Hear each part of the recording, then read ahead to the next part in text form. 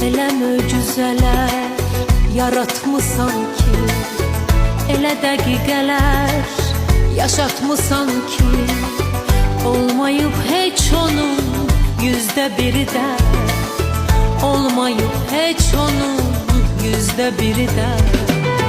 Nə mənim dünyamda, nə bu dünyada, nə mənim